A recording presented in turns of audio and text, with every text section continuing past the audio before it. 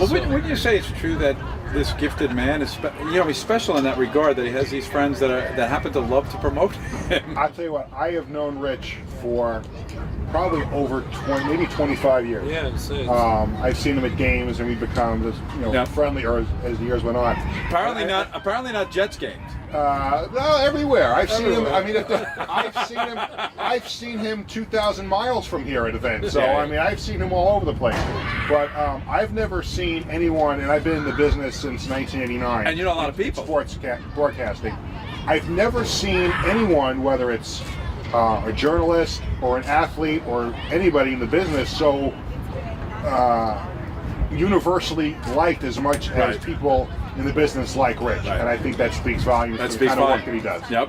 So you started out, and what do you do for a living? Well, I work full-time for CBS Sports Radio. I'm an anchor for them, and I write for WFAN's website. I used to be an anchor at WFAN. And I also do public address for the Cosmos soccer team that plays over at Hofstra. Excellent. So I've been in the business. I've had 8 zillion different kinds of jobs. So And you live in Nassau County? Right here in Nassau County. So you know our county executive. You know some of the work that was done with the Cosmos, bringing them here and keeping them here. Absolutely. I've spoken to Ed Mangano many times. I actually finally met him for the first time in person yesterday. You're kidding? Right here? Right at here. The press conference? Yes, at the press conference yesterday. Excellent. Now, your kids, one kid or a couple of kids? I have both of my kids are participating. My older son, Bradley, is 10, and he plays Pee Wee football here on Long Island. He's going into his 7th season of youth football. My little one, Jared, is 6.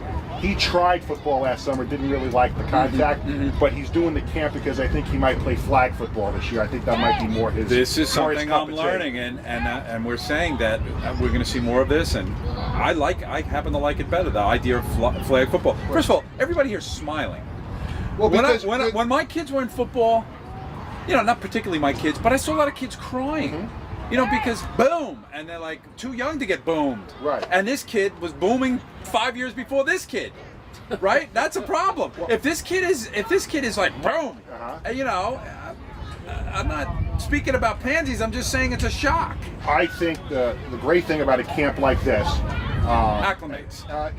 But it's not just about tackle. Like people are saying, well, my kids don't play tackle football. Why should they go to this camp? Well, if they like football, and even if they play a game in their backyard or a neighborhood game of flag football, a camp like this just gives them all the knowledge in the world, and the guys that Rich has been able to bring in over the last 3 years.